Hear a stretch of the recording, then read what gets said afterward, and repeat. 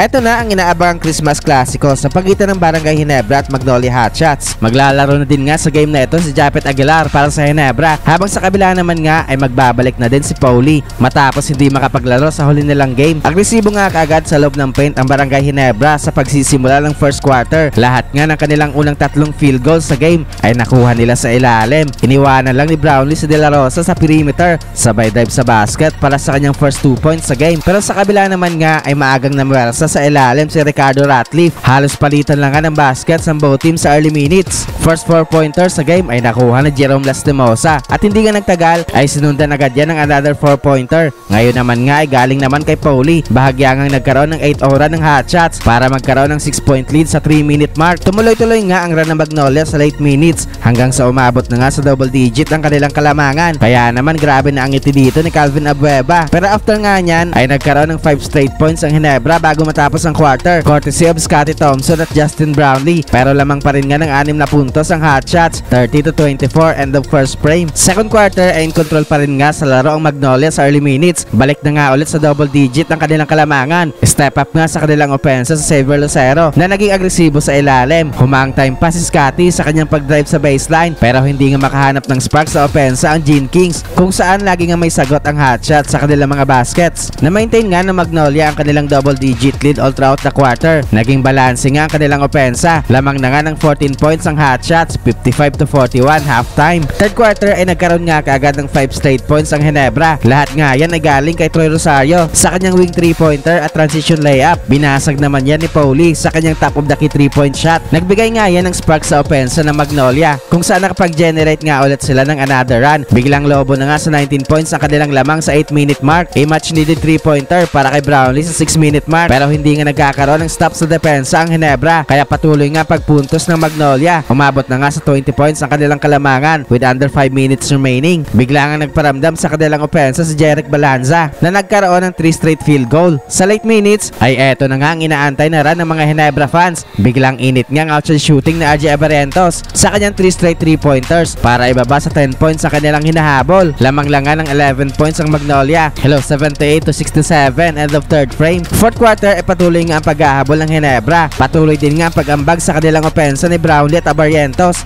Nagkaroon nga ulit ng 3 si RJ sa 8-minute mark para ibaba sa 7 points ang kanilang hinahabol. Tumuloy-tuloy nga ang run ng Ginebra sa halfway mark. Patuloy nga itong mainit na opensa ni Abarrientos. Baba na lang nga sa 1 puntos ang lamang ng Magnolia after ng layup ni Japet Aguilar. Under 5 minutes ay nakuha na nga ng Gene Kings ang kalamangan sa naging wing 3-pointer ni Brownlee. Umiinit na din nga ulit sa labas itong si JB na nagkaroon ulit ng 3 sa 4-minute mark. Hindi pa nga tapos itong 3-point party ni Brownlee ay another 3-point shot para kay Magic Brownlee, pero naitablangan ng hotshots ang score with 22 seconds after ng naging basket sa ilalim ni De La Rosa. Sa last possession ng Ginebra ay grabe to, Scottie Thompson for the win sa kanyang 3-point shot sa corner, kaya panalo nga sa game na ito ang Gene Kings.